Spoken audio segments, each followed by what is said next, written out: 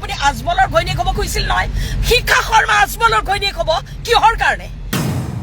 শিখা শৰ্মাৰ এজন হাজবেণ্ড আছে তেওঁ এজন ইঞ্জিনিয়াৰ তেওঁ অসম ইঞ্জিনিয়াৰিং কলেজৰ পৰা মেকানিকেল ইঞ্জিনিয়াৰিঙত তেওঁ বিটেক ডিগ্ৰী লৈছে তেওঁ মুম্বাইৰ পৰা তেওঁ মুম্বাই IITৰ পৰা ইণ্ডাষ্ট্ৰিয়েল মেনেজমেণ্টত MBA কৰিছে শিখা শৰ্মাৰ 3টা সন্তান আছে শিখা শৰ্মাৰ দেউতাক এজন চিকিৎসক মাক এজন স্কুলৰ শিক্ষয়িত্ৰী আছিলে তেনেকুৱা পৰিয়ালৰ মানুহে আজমলৰ নিচিনা এজন মানুহক এই বয়সত শিখা শৰ্মা এজনী সৰু ছোৱালী নহয় এই বয়সত শিখা শৰ্মাই আজমলক বিয়া কৰাম বুলি ক'ব মোগলসকলে 1 লাখখন মাদ্ৰাছা বনাইছিলে আজি অসমত মাদ্ৰাছাৰ সংখ্যা 4 লাখ মুছলমানে কাটি হত্যা কৰিলে কিয় মুছলমান ছোৱালীক ধৰ্ষণ কৰি হত্যা কৰি ৰাস্তাত পেলাই দিছে আপোনালোকে মোক এনেকুৱা এজন হিন্দুৰ নাম কওক যিজন হিন্দুৱে আপোনালোকৰ ঘৰত ডকাইত কৰিবলৈ গৈ আপোনালোকৰ মুছলমান মহিলাক কাটি হত্যা কৰিছে মই আজিৰ লাইফত কেইটামান গুৰুত্বপূৰ্ণ বিষয় উত্থাপন কৰিবলৈ আহিছোঁ আপোনালোকে মোৰ বিষয়টোৰ মই যেটো বিষয় আলোচনা কৰিম সেই বিষয়টোৰ ওপৰত আপোনালোকৰ ক'বলগীয়াখিনি আপোনালোকে কমেন্ট বক্সত নিশ্চয় ক'ব পাৰে মোৰ কথাখিনি হ'ল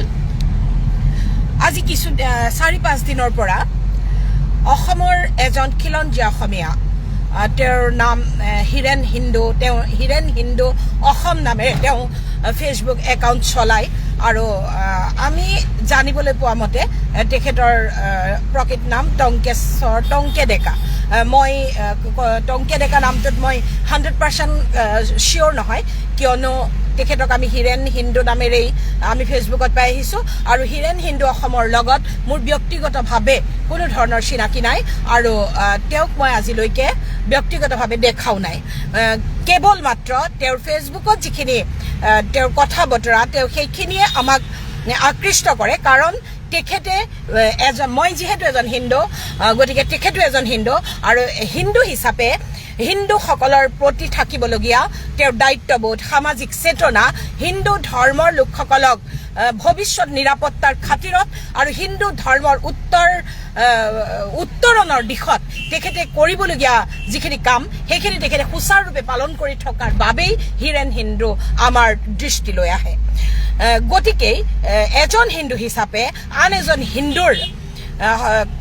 হৈ দুখাৰ কথা ক'বলৈ মই আজি লাইভ আহিছোঁ এতিয়া মই ক'লো যে এজন হিন্দু হিচাপে আন এজন হিন্দুৰ হৈ আচলতে হয় মই যিহেতু হিন্দু গতিকে মোৰ কাৰণে প্ৰতিজন হিন্দুৱেই মোৰ নিজৰ পৰিয়ালৰ ব্যক্তিৰ দৰে মই জন্মসূত্ৰে হিন্দু আৰু মোৰ মৃত্যু হ'ব হিন্দুৰ ঘৰত হিন্দুৰ চোতালৰ পৰা মোৰ মৃতদেহ যাব হিন্দুৰ শ্মশানলৈ আৰু সম্পূৰ্ণ হিন্দুৰ বৈদিক নীতি নিয়মেৰে মোৰ অন্ত্যেষ্টিক্ৰিয়া সমাধান হ'ব গতিকে মই যেহেতু এগৰাকী প্ৰকৃত হিন্দু কাৰণ মোৰ জন্ম হিন্দু মোৰ বিবাহ হিন্দু আৰু মোৰ মৃত্যু হ'ব হিন্দুত গতিকে মই হিন্দুত্বক ভাল পোৱাটো হিন্দু মানুহখিনিক ভাল পোৱাটো মোৰ জন্মগত স্বভাৱ এতিয়া কথা হ'ল ভাৰত এখন হিন্দু ৰাষ্ট্ৰ এই কথাটো যোনে যিমানেই বিৰোধ কৰক তাৰ কাম নাই কোনো কাম নাই কাৰণ ভাৰত হিন্দু ৰাষ্ট্ৰ আছিল ভাৰত হিন্দু ৰাষ্ট্ৰ হয় আৰু ভাৰত অনন্তকাললৈ হিন্দু ৰাষ্ট্ৰ হৈ থাকিব এতিয়া হিন্দু কি কথাখিনি অকণমান দীঘল হ'ব হিন্দু কি হিন্দু সনাতন ধৰ্ম কি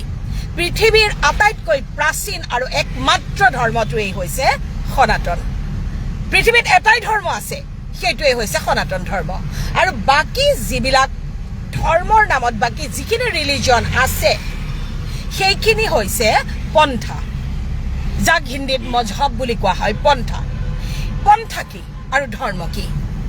ধৰ্ম হ'ল মানুহৰ স্বাভাৱিক প্ৰক্ৰিয়া আৰু পন্থা হ'ল এজন মানুহে তেওঁৰ মতে তেওঁৰ হিচাপত তেওঁ বান্ধি দিয়া নীতি নিয়মত চলিবলৈ এখন সমাজক একাংশ মানুহক বা এক বৃহৎ জনতাক আকৃষ্ট কৰি তেওঁৰ অনুৰাগী কৰি লৈ যোৱাটোৱেই হ'ল পন্থা এতিয়া আমি যদি চাওঁ মই ক'লো যে পৃথিৱীৰ একমাত্ৰ ধৰ্মটোৱেই হ'ল হিন্দু এতিয়া বহুতে ক'ব যে কিয় খ্ৰীষ্টান ধৰ্ম আছে ইছলাম ধৰ্ম আছে বৌদ্ধ ধৰ্ম আছে জৈন ধৰ্ম আছে বিভিন্ন ধৰ্ম আছে কিন্তু সেইবিলাক আচলতে আমি যদি ধৰ্মৰ যদি ডেফিনেশ্যন চাবলৈ যাওঁ সেইবিলাক আচলতে ধৰ্মৰ শাৰীত নপৰে ধৰ্ম কেৱল সনাতন এতিয়া বহুতে ক'ব যে তেওঁ হিন্দু যে সেইটো কাৰণে তেওঁ সনাতনকহে ধৰ্ম বুলি কৈছে একচুৱেলি এইটো কথা নহয় প্ৰকৃত কথাটো হ'ল ধৰ্ম বস্তুটোৱেই হৈছে স্বভাৱজাত ধৰ্ম গৰুৱে ঘাঁহ খায় সেইটো তেওঁৰ ধৰ্ম মহে যুঁজ কৰে সেইটো মহৰ ধৰ্ম হাতীয়ে জংঘলৰ ডাঙৰ ডাঙৰ কাঠ চাহ আনিব পাৰে সেইটো হাতীৰ ধৰ্ম বাঘে চিকাৰ কৰি খায় সেইটো বাঘৰ ধৰ্ম মানুহে কৰ্ম কৰে মানুহে শিক্ষা দীক্ষা লয় মানুহে সমাজ পাতি বাস কৰে সেইটো মানুহৰ ধৰ্ম মই ধৰ্ম শব্দটোৰ অৰ্থ বুজাবলৈ গৈহে এইখিনি কথা কৈছোঁ ধৰ্ম হ'ল যিটো স্বভাৱজাত প্ৰক্ৰিয়া সেইটোৱেই হ'ল ধৰ্ম আৰু মজহব বা পন্থা বা ৰিলিজন সেইটো হ'ল কোনোবাই এজন মানুহে এটা বৃহৎ জনগোষ্ঠীক হওক বা এটা ক্ষুদ্ৰ জনগোষ্ঠীক হওক এটা নিৰ্দিষ্ট নীতি নিয়মৰ মাজেৰে যে তুমি এইটোৱেই কৰিব লাগিব তুমি এইটোৱেই কৰিব লাগিব এনেকৈ কৰিব লাগিব তুমি এই যিটো নীতি নিয়মৰ মাজেদি তেওঁ চলাই লৈ যায় যে তুমি মোৰ ধৰ্মটোহে পালন কৰিব লাগিব তুমি এইদৰেহে ধৰ্ম পালন কৰিব লাগিব নহ'লে নহ'ব সেইটোৱেই হ'ল পন্থা মানে মানুহজনে যিটো পথ দেখুৱায় সেই পন্থাটোৰে যেতিয়া অনুগামীসকলে গতি কৰে সেইটোক কয় পন্থা কিন্তু তেখেতসকলে নিজৰ নিজৰ পন্থাটোকে ধৰ্ম বুলি কয় ক'বই তাত আমাৰ আপত্তি কৰিবলগীয়া একো নাই কিন্তু আমি নামানো এতিয়া ইছলামসকলে ক'ব যে তেওঁলোকে এতিয়া মই যদি এটা উদাহৰণ দিওঁ ইছলাম ধৰ্ম বিশ্বনবী হজৰত মহম্মদ সাল্লাল্লাহু আলাইহি ওয়াসাল্লাম তেখেতে যিটো পন্থাৰে তেখেতৰ বিশ্বত 56খন দেশ বিয়পি থকা বৃহৎ অনুৰাগীক যিটো পন্থাৰে লৈ গৈছে হজৰত মহম্মদৰ যিখিনি কথাত এক বৃহৎ জনগোষ্ঠী আকৃষ্ট হৈ তেওঁৰ পন্থাটো অৱলম্বন কৰি তেওঁ শিকাই দিয়া মতে ধৰ্মীয় নীতি নিয়ম পালন কৰিছে গতিকে তেওঁলোকক আমি ৰেছপেক্ট কৰোঁ আৰু তেওঁলোকে যিটো পন্থাক ধৰ্ম বুলি কৈছে তেওঁলোকে কওক আমাৰ কোনো আপত্তি নাই আমি তেওঁলোকৰ ধৰ্মীয় অনুভূতিক ৰেছপেক্ট কৰোঁ কিন্তু আমি কেতিয়াও সেইটোক ধৰ্ম বুলি নকওঁ ধৰ্ম হ'বলৈ হ'লে ধৰ্ম কোনেও সৃষ্টি কৰিব নোৱাৰিব এতিয়া মহান ধৰ্মগুৰু জিছাছ ক্ৰাইষ্ট যীশুখ্ৰীষ্ট তেখেতে এটা পন্থা উলিয়াইছে সেই পন্থাটোৰে খ্ৰীষ্টিয়ানসকল গৈছে বিশ্বৰ আটাইতকৈ বেছি জনসংখ্যা থকা ধৰ্মটোৱেই হ'ল খ্ৰীষ্টিয়ান এতিয়া খ্ৰীষ্টিয়ানসকলে যীশুখ্ৰীষ্টৰ মাৰ্গদৰ্শনেৰে আগবাঢ়িছে সেই মাৰ্গদৰ্শনত তেওঁলোকে ঈশ্বৰ বিচাৰি পাইছে তাত আমাৰ ক'বলগীয়া একো নাই আমি ৰেছপেক্ট কৰোঁ কিন্তু আমি খ্ৰীষ্টানক ধৰ্ম বুলি নামানো আমি কেৱল সনাতনকে ধৰ্ম বুলি মানো আমি খ্ৰীষ্টানটো এটা যীশুখ্ৰীষ্টৰ পন্থা মজহব বুলি আমি সন্মান কৰোঁ ঠিক তেনেদৰে বৌদ্ধ ধৰ্ম একেই কথা কাৰণ বুদ্ধদেৱ এজন ব্যক্তিয়ে এটা পন্থা অৱলম্বন কৰি গ'ল তেওঁ নীতি নিয়ম বান্ধি দিলে তেওঁ মন্ত্ৰ বনালে সেই গৌতম বুদ্ধৰ পন্থাটোক এচাম মানুহে আঁকোৱালি ল'লে সেইখিনিও আমি সন্মান কৰোঁ কিন্তু সেয়া কেতিয়াও ধৰ্ম নহয় সেয়া পন্থা মানে বুদ্ধদেৱৰ পন্থাৰে তেওঁলোক গতি কৰিছে ঈশ্বৰত বিচাৰি পাইছে তেওঁলোকৰ সেই ধৰ্মীয় অনুভূতিক আমি সন্মান কৰোঁ ঠিক তেনেদৰে মহাবীৰ জৈনে যিটো পদ্ধতি ক'লে জৈনে যিটো মাৰ্গদৰ্শন দিলে মহাবীৰ জৈনে এই মহাবীৰ জৈন এই মহান ধৰ্মীয় গুৰুজনাৰ মাৰ্গদৰ্শনত যিখিনি জৈন সম্প্ৰদায়ৰ মানুহ আগবাঢ়ি গৈ ঈশ্বৰক উপাসনা কৰিছে ঈশ্বৰক বিচাৰি পাইছে মনৰ শান্তি বিচাৰি পাইছে সেই তেখেতসকলৰ ধৰ্মীয় অনুভূতিক আমি সন্মান কৰোঁ কিন্তু আমি বাৰে বাৰে ক'ম জৈন কেতিয়াও এটা ধৰ্ম হ'ব নোৱাৰে এটা পন্থা এতিয়া যদি কয় যে সনাতন ধৰ্মটোনো কেনেকৈ ধৰ্ম হ'ল এতিয়া সনাতন ধৰ্ম কোনে আৱিষ্কাৰ কৰিলে যেনেকৈ ইছলাম ধৰ্মৰ মেইন ব্যক্তিজনেই হৈছে নবী বিশ্বনবী হজৰত মহম্মদ সাল্লাল্লাহু আলাইহি ওয়াসাল্লাম সন্মানীয় ঠিক তেনেদৰে খ্ৰীষ্টান ধৰ্মৰ মেইন মানুহজনেই হৈছে যীশুখ্ৰীষ্ট জিছাছ ক্ৰাইষ্ট যাক আমি সন্মান কৰোঁ মহাবীৰ জৈন ধৰ্মৰ প্ৰচাৰক গৌতম বুদ্ধ গতিকে সনাতন ধৰ্মৰ এনেকুৱা এজন মানুহৰ নাম কওক যে যোনজনে সনাতন ধৰ্ম প্ৰচলন কৰিলে কোন বাৰু সনাতনটো শাশ্বত সনাতন ধৰ্মৰ কোনো এজন এনেকুৱা মাৰ্গদৰ্শক নাই সেইকাৰণেই সনাতন স্বভাৱজাত আৰু স্বভাৱজাত ধৰ্মটোৱেই হ'ল ধৰ্ম এতিয়া মই আহোঁ যে পৃথিৱীৰ ভিতৰত আটাইতকৈ প্ৰাচীন ধৰ্মই হ'ল সনাতন গতিকে এই সনাতনী মানুহখিনি ভাৰতবৰ্ষৰ আটাইতকৈ পুৰণা মানুহ ভাৰতবৰ্ষত এটাই ধৰ্ম আছিলে, সনাতন। পাছলৈ যেতিয়া মোগলসকল আহিলে, মোগলসকল যেতিয়া পাৰস্যৰ পৰা আহিলে, বাগদাদৰ পৰা আহিলে, ইৰাকৰ পৰা আহিলে, মোগলসকলে ইয়াত আহি প্ৰথমতে মাদ্ৰাছা বনালে। মোগলসকলে 1 লাখখন মাদ্ৰাছা বনাইছিলে। আজি অসমত মাদ্ৰাছাৰ সংখ্যা 4 লাখ। ভাৰতত আজি মাদ্ৰাছাৰ সংখ্যা 4 লাখ। মোগল গুচি গ'ল, মোগলক আমি খেদি পঠিয়ালো, কিন্তু আমি মাদ্ৰাছা ভাঙিব নোৱাৰিলো। মাদ্ৰাছা ৰৈ গ'ল ইয়াত মোগলে অনা ধৰ্মৰ প্ৰচাৰ কৰিবলৈ। মোগল অহাৰ সময়তো কিন্তু ইয়াত সনাতন ধৰ্ম আছিলে। তাৰপিছত ব্ৰিটিছ আহিলে, ব্ৰিটিছে খ্ৰীষ্টান ধৰ্ম আনিলে। ব্ৰিটিছ অহাৰ সময়তো কিন্তু ভাৰতত সনাতন আছিলে। গতিকে ভাৰতৰ এটা প্ৰাচীন ধৰ্মৰ যিখিনি সেই মানুহখিনিক বাৰে বাৰে আক্ৰমণ কৰা হৈছে কিয়? এতিয়া যদি আমি চাওঁ, আমি হীৰেন হিন্দুৰ কথালৈ অহাৰ আগতে আমি বেছি দিনলৈ নাযাওঁ। অৰ্ণমাই বৰা আৰু অলেখ হিন্দুৰ মৃত্যু হৈ গৈছে, সেইখিনিলৈ আমি নাযাওঁ। কিন্তু সিদিনা নগাঁৱৰ মৰিকলঙৰ চিকিৎসক পত্নী ৰূপৰেখা শইকীয়াক ঘৰৰ ভিতৰত মুছলমানে কাটি হত্যা কৰিলে কিয়? ৰূপৰেখাৰ দোষ কি? ঠিক আছে, সিদিনা মাধুৰ্যক বাটত আগচি ধৰি মুছলমানে কাটি হত্যা কৰিলে কিয়? এই কথাখিনিৰ প্ৰতিবাদ কৰিবলৈ যাওঁতে মানুহৰ প্ৰতিবাদৰ ভংগী বিভিন্ন হ'ব পাৰে। এতিয়া মই যেনেকৈ কথা ক'ম, অন্য এজন মানুহে তেনেকৈ কথা নক'বও পাৰে। মই হয়তো 10টা কথা আনি চিন্তা কৰি বেলেগ ধৰণে এটা উপস্থাপন কৰিম, অন্য 10জন মানুহে তেওঁলোকৰ নিজৰ মতে উপস্থাপন কৰিব। গতিকে এই কথাখিনিত ইমান যে আজি হীৰেন হিন্দুৱে কিমান অতিষ্ঠ হৈ হীৰেন হিন্দুৱে এটা বিদ্ৰোহী মন লৈছে, সেই কথাটো আমি ভাবি চাইছো নে নাই? এতিয়া আপোনালোকে যদি মোৰ পোষ্টৰ কমেণ্টবিলাক চাই, কমেণ্টত দেখিব ইমান অশ্লীল ব্যৱহাৰ। এতিয়া মই যিখিনি কথা লিখো, সেই লিখাখিনিত সকলো মানুহ একমত নহ'ব পাৰে, ডাঙৰ কথা নহয়। মই যিটো এটা লিখিছোঁ, মই প্ৰবন্ধ লিখিছোঁ ফেচবুকত মই সেইটো পাব্লিক কৰিছোঁ। পাব্লিক কৰাৰ কাৰণে প্ৰত্যেকজন মানুহে তাত নিজৰ মতামত ব্যক্ত কৰাৰ স্বাধীনতা আছে আৰু তেওঁলোকৰ মতামতক মই সন্মান জনাওঁ। সেইকাৰণে মই কেতিয়াও কোনো দিন এতিয়ালৈকে মই ফেচবুকত আজি কমপ্লিটলি 7 বছৰ একেৰাহে লিখি আছোঁ। ফেচবুক খুলিছোঁ মই 2012 চনত আৰু মই 7 বছৰৰ পৰা সমাজৰ বিষয়বিলাক লিখিবলৈ লৈছোঁ। গতিকে এই 7 বছৰে কোনোদিনটো মই কমেণ্ট ছেকশ্যন বন্ধ কৰা নাই। মই সদায় কমেণ্ট খুলি দিছোঁ। আপোনালোকে মোক গালি পাৰক, মৰম কৰক, ভাল কওক, সকলো কওক, আপোনালোকৰ অধিকাৰ আছে। কিন্তু তাৰোতো এটা সীমা আছে। ইমান অশ্লীল কথা তেওঁলোকে মোক বাৰে বাৰে কয়, আপুনি আজমলৰ ঘৈণীয়েক হ'ব খুজিছিল নহয়। শিখা শৰ্মা আজমলৰ ঘৈণীয়েক হ'ব কিহৰ কাৰণে? শিখা শৰ্মাৰ এজন হাজবেণ্ড আছে, তেওঁ এজন ইঞ্জিনিয়াৰ। তেওঁ অসম ইঞ্জিনিয়াৰিং কলেজৰ পৰা মেকানিকেল ইঞ্জিনিয়াৰিঙত তেওঁ বিটেক ডিগ্ৰী লৈছে। তেওঁ মুম্বাই IITৰ পৰা ইণ্ডাষ্ট্ৰিয়েল মেনেজমেণ্টত MBA কৰিছে। শিখা শৰ্মাৰ 3টা সন্তান আছে। শিখা শৰ্মাৰ দেউতাক এজন চিকিৎসক,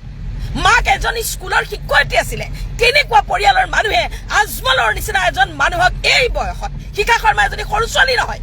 এই বয়সত শিখা শৰ্মাই আজমলক বিয়া কৰাম বুলি ক'ব? এই ঘৃণনীয় কথাটোৰে আপোনালোকে মোক ফেক পোষ্ট বনাই আপোনালোকে মোক আক্ৰমণ কৰি আছে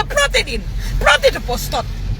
আপোনালোকৰ মিয়া অঞ্চললৈ গৈ মই আপোনালোকৰ খেতি বাতিৰ সম্পৰ্কে অসমৰ মানুহক লাইভ কৰিছিলোঁ যে চাওক মিয়াই এপল বগৰী কৰিছে। 2022 চনত মই মানকাছাৰলৈ গৈছিলোঁ। হাতচিঙিমাৰীত মই এপল বগৰী প্ৰথমবাৰৰ কাৰণে দেখিছিলোঁ। আপেল বগৰী, তেতিয়া অসমত আপেল বগৰীৰ খেতি কৰা হোৱা নাছিল। আৰু তাৰ পৰা মই আপেল বগৰীৰ লাইভ কৰি কৃষকজনক ওচৰত লৈ ফটো তুলি মই অসমৰ ৰাইজক কৈছিলোঁ যে এটা প্ৰবন্ধ লিখিছিলোঁ যে বাৰীৰে বগৰী বুটলি। সেই প্ৰবন্ধটোত মই লিখিছিলোঁ উজনি, নামনি, উত্তৰ অসম আদি বৰাক সকলো মানুহে এই আপেল বগৰীৰ খেতি কৰি লাখ লাখ টকা ইনকাম কৰিব পাৰে। সেই ফটো মোৰ হাজবেণ্ডে তোলা ফটোখন, মোৰ হাজবেণ্ডৰ সন্মুখত কৃষকজনৰ লগত কথা পাতি থকা ফটোখন মিয়া আৰু মুছলমান মানুহে আনি ফেচবুকত দি কৈছে বগৰী গছৰ তলত শিখা শৰ্মাৰ লিলিমাই। বগৰী গছৰ তলত মানুহে লিলিমাই কৰিব পাৰে নেকি? বগৰী গছ বাৰু লিলিমাই কৰিবৰ কাৰণে উপযুক্ত জংঘল হয়নে? আপোনালোক ইমান তললৈ নামি গৈছে। হীৰেন হিন্দুৰ কথা কৈছে, আপোনালোকে আমাৰ মা দুৰ্গাক প্ৰেগনেণ্ট হোৱা ফটো আপোনালোকে ফেচবুকত প্ৰচলন কৰিছে মোৰ কালিৰ পোষ্টত আছে যে মা দুৰ্গা হাতত ত্ৰিশূল লৈ আছে মূৰত মুকুট পিন্ধি আছে মা দুৰ্গাক আপোনালোকে এজন মুছলমান মানুহৰ দ্বাৰা সাবত মাৰি ধৰাই যে কৈছে যে মা দুৰ্গা প্ৰেগনেণ্ট মোৰ ফেচবুকৰ পোষ্টৰ তলত ফটো আছে চাই ল'ব তেনেহ'লে আমাৰ মা দুৰ্গাক আপোনালোকে প্ৰেগনেণ্ট বনাব পাৰে আপোনালোকে মুছলিমৰ এজন ব্যক্তিৰ লগত সাবতাই ধৰি ফটো দিব পাৰে আৰু আমাৰ হিৰণ হিন্দুৱে আপোনালোকৰ কোনোবা এজন মানুহৰ বিষয়ে নবীৰ বিষয়ে তেওঁ নাই কোৱা নবী শব্দটো তাত নায়েই আৰু আমি বিশ্বনবী হযৰত মুহাম্মদ সাল্লাল্লাহু আলাইহি ওয়াসাল্লামৰ নাম লওঁতে সন্মানেৰে লওঁ প্ৰতিজন হিন্দুৱে হযৰত মুহাম্মদৰ নাম লওঁতে সন্মানেৰে লয় কোনো হিন্দুৱে কেতিয়াও নবীক অপমান কৰা নাই আৰু নকৰে কাৰণটো কওঁ শুনক কাৰণ হিন্দু ধৰ্মই শিকাইছে যে আনৰ ধৰ্মক ইটিকিং নকৰিবা সেইকাৰণে হিন্দু মানুহে জন্মগতভাৱে সংস্কাৰ পাইছে যে মহান নবী তেওঁ লাগিছে মুছলিমেই হওক তেওঁ লাগিছে খ্ৰীষ্টানৰেই হওক তেওঁ লাগিছে জৈন বৌদ্ধ যিয়েই নহওক যেতিয়া এজন মহান ধৰ্ম প্ৰচাৰকৰ নাম লোৱা যায় তেতিয়াহ'লে সন্মানেৰে ল'ব এতিয়া হিৰেণ হিন্দুৱে যিটো পোষ্ট লিখিছে তাত হযৰত মুহাম্মদ বুলি লিখিছে তাত নবী শব্দটো নাই লিখা বা ইছলাম ধৰ্মৰ প্ৰৱৰ্তক শব্দটো নাই লিখা কিন্তু আপোনালোকে লাগি গৈছে হিৰেণ হিন্দুক জেলত ভৰাবলৈ কিয় এতিয়া মই যদি কওঁ আপোনালোকৰ কমেও মই 1000 একাউণ্ট পাওঁ হযৰত মুহাম্মদৰ নামত 1000 একাউণ্ট আছে আপোনালোকৰ হযৰত মুহাম্মদৰ নামত কিয় আপোনালোকে নবীৰ নামত একাউণ্ট খুলিছে কিয় খুলিছে আমিতো মহাপুৰুষ শংকৰদেৱৰ নামত একাউণ্ট নুখোলো আমি কেতিয়াও নুখোলো মহাপুৰুষ শংকৰদেৱৰ নামত একাউণ্ট আপোনালোকে হযৰত মুহাম্মদৰ নামত একাউণ্ট কিয় খুলিছে এই একাউণ্ট খোলা মানুহখিনিক যদি হিৰেণ হিন্দুৱে আক্ৰমণ কৰে আপোনালোকে নবীলে পুনাই দিছে কেলে কথাটো তেওঁ নবীক কিয় অপমান কৰিব হিৰেণ হিন্দু এজন হিন্দু আৰু হিন্দুৱে সংস্কাৰ দিছে আনৰ ধৰ্মগুৰুক অপমান নকৰিবা আপোনালোকেহে আমাৰ ভগৱানক প্ৰেগনেণ্ট বনাই আপোনালোকেহে আমাৰ মা দুৰ্গাক মুছলিমক সাবতাই ধৰাই আমি কেতিয়াও আপোনালোকৰ ধৰ্মগুৰুক আমি কেতিয়াও অসন্মান নকৰোঁ মেইন কথাটো হ'ল এতিয়া আপোনালোকে ক'ব শিখা শৰ্মাইটো অনবৰতে ফেচবুকত লিখি থাকে মুছলমানক বেয়াকৈ কয় ইয়েছ মই মুছলমানক বেয়াকৈ কওঁ কিন্তু সেইখিনি মুছলমানক যিখিনি মুছলমানে আমাৰ মাধুৰ্যক বাটত আগচি ধৰি হত্যা কৰিলে সেইখিনি মুছলমানক মই গালি পাৰোঁ যিখিনি মুছলমানে আমাৰ মৃদু মুদ্ৰাক বাটত ধৰি কাটিলে জিএমচিত পৰি আছে সেইখিনি মুছলমানক মই অধম বিধৰ্মী বুলি কওঁ যিখিনি মুছলমানে আমাৰ ৰূপৰেখা শইকীয়াক ঘৰৰ ভিতৰত শুই থাকোঁতে ডকাইতি কৰি হত্যা কৰিলে সেইখিনি মুছলমানক কি আমি ডিঙিত বান্ধি ল'ম বিশ্বনবী হযৰত মুহাম্মদ সাল্লাল্লাহু আলাইহি ওয়াসাল্লাম মহান পুৰুষ আমি তেওঁক সন্মান কৰোঁ তাৰ অৰ্থ কিন্তু এইটো নহয় যে আমি এৰে গেৰে চোৰ ডকাইত ড্ৰাগছ বেপাৰী নকল সোণৰ বেপাৰী নকল টকাৰ বেপাৰী জুৱাখোৰ বদমাছ গৰু চোৰ হত্যাকাৰী মুছলমানবিলাকক আমি সন্মান নকৰোঁ নবীক সন্মান কৰোঁ নবীৰ লগত হত্যাকাৰী বদমাছ মুছলমানবিলাকক তুলনা নকৰিব আৰু আপোনালোকে কয় শিখা শৰ্মা সাম্প্ৰদায়িক ইয়েছ হয় মই সাম্প্ৰদায়িক যদি মোৰ হিন্দু ধৰ্মৰ মানুহক আপোনালোকে কাটে তেতিয়া যদি মই আপোনালোকক গালি পাৰোঁ সেয়া যদি সাম্প্ৰদায়িকতা হয় 100 বাৰ কম মই সাম্প্ৰদায়িক হিন্দু ধৰ্মৰ মন্দিৰ ভাঙিবলৈ আহোঁতে হিন্দু ধৰ্মৰ মন্দিৰত গো মাংস পেলাবলৈ আহোঁতে কালি গোৱালপাৰাৰ কৃষ্ণাৰ এখন হাইস্কুলৰ ল'ৰা ছোৱালীক মুছলমান ল'ৰা ছোৱালীয়ে ছাত্ৰই গৰুৰ মাংস জোৰ জবস্তি খুৱাবলৈ অহা কথাৰ প্ৰতিবাদ কৰাটো যদি শিখা শৰ্মাৰ সাম্প্ৰদায়িকতা হয় ইয়েছ আই এম কমিউনেল 100 বাৰ কম মই কমিউনেল মই সাম্প্ৰদায়িক হয় ধৰ্ম নিৰপেক্ষতা কেৱল আপোনালোকৰ বাবে আমাৰ বাবে ধৰ্ম নিৰপেক্ষতা নহয় আপোনালোকৰ এটা নামক নবীক নহয় নাম এটা আপোনালোকে এটা নামক তাৰ নবী বুলি লিখা নাই ইছলাম ধৰ্মৰ প্ৰৱৰ্তক বুলি হিৰেণ হিন্দুৱে নাই লিখা এটা নামক সমালোচনা কৰোঁতে আপোনালোকৰ গা জ্বলি গ'ল কিন্তু আমাৰ কৃষ্ণক যেতিয়া আপোনালোকে লম্পট বুলি কয় আমাৰ কৃষ্ণক যেতিয়া আপোনালোকে বেশ্যা বুলি কয় তেতিয়া কি আমাৰ বুকু নজ্বলে গতিকে মনত ৰাখিব আপোনালোকে কাছৰ ঘৰত আইনাৰ ঘৰত বাস কৰা মানুহে আনৰ ঘৰলৈ শিলগুটি মাৰিব নাপায় কিন্তু তাৰ অৰ্থ এইটো নহয় যে আপোনালোকে কৰা প্ৰত্যেকটো অপৰাধ নবীৰ দোহাই দি আমি আপোনালোকক ক্ষমা কৰি দিম আপোনালোকে বৰকে কয় যে আপোনালোকে মই এতিয়া পোষ্ট লিখিবই নোৱাৰোঁ মই যদি কাৰোবাক বাৰ্থডে উইচ কৰি পোষ্ট দিওঁ আপোনালোকে ক'ব কি এই আছোঁ তোমালোকৰ মাজুলীত ছোৱালীক ধৰ্ষণ কৰিলে এয়া চোৱা তোমালোকৰ বুঢ়াৰীয়েকক শাহুৱেকে জোৱায়েকৰ লগত পলাই গ'ল এয়া চোৱা তোমালোকৰ মতা মানুহে কাৰোবাক হত্যা কৰিলে নাবালিকাক ধৰ্ষণ কৰিলে য়েছ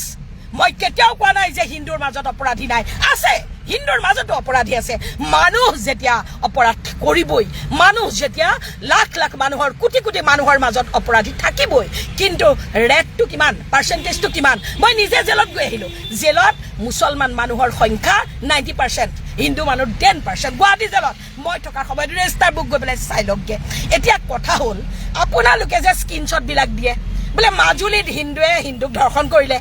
বোলে তোমালোকৰ শাহুৱেক বোলে জোৱায়েকৰ লগত পলাই গ'ল তোমালোকৰ বোলে হিন্দুৱে বোলে নাবালিকা ছোৱালীক বোলে কাটিলে ধৰ্ষণ কৰিলে এটা কথা নহয় আমাৰ লগত কোটি কোটি স্ক্ৰীনশ্বট আছে অৰ্ণবাই বৰাক মুছলমানে ধৰ্ষণ কৰি হত্যা কৰিলে ৰূপৰেখা শইকীয়াক মুছলমানে ডকাইতি কৰিবলৈ গৈ হত্যা কৰিলে মাধুৰ্য বৰ্মনক মুছলমানে বাটত ধৰি কাটি হত্যা কৰিলে মৃদু মুদ্ৰা ডেকাক মুছলমানে লাভ জেহাদৰ কাৰণে কাটি এতিয়া হস্পিটেলত পেলাই দিছে এটেম্প টু মাৰ্ডাৰ আপোনালোকে এনেকুৱা এজন হিন্দু ল'ৰাৰ মুখ কথা কওক যিজন হিন্দু ল'ৰাই মুছলমান ছোৱালীক ধৰ্ষণ কৰি হত্যা কৰি ৰাস্তাত পেলাই দিছে আপোনালোকে মোক এনেকুৱা এজন হিন্দুৰ নাম কওক যিজন হিন্দুৱে আপোনালোকৰ ঘৰত ডকাইত কৰিবলৈ গৈ আপোনালোকৰ মুছলমান মহিলাক কাটি হত্যা কৰিছে আপোনালোকে মোক এনেকুৱা এজন হিন্দুৰ নাম কওক যিজন হিন্দুৱে আপোনালোকৰ কোনোবা মহিলা শিক্ষয়িত্ৰীক ধৰ্ষণ স্কুলৰ পৰা ঘূৰি আহোঁতে ধৰ্ষণ কৰি বোকাৰ মাজত পেলাই দিছে কওক পাৰিব ক'ব আমাৰ মানুহে আমাৰ মানুহক ধৰ্ষণ কৰাৰ স্ক্ৰীনশ্বট দি লাভ নাই আমাৰ মানুহক ভাল কৰাৰ দায়িত্ব আমাৰ আপোনালোকে এটা কাম কৰক আপোনালোকৰ মুছলমানে যদি মুছলমানক ধৰ্ষণ কৰে আমি নামাতো একদম নামাতো মুছলমানে যদি মুছলমানক হত্যা কৰে আমি নামাতো একদম নামাতো মুছলমানে হিন্দুক হত্যা নকৰিব আমি চলি যাম মুছলমানে হিন্দুক ধৰ্ষণ নকৰিব আমি চলি যাম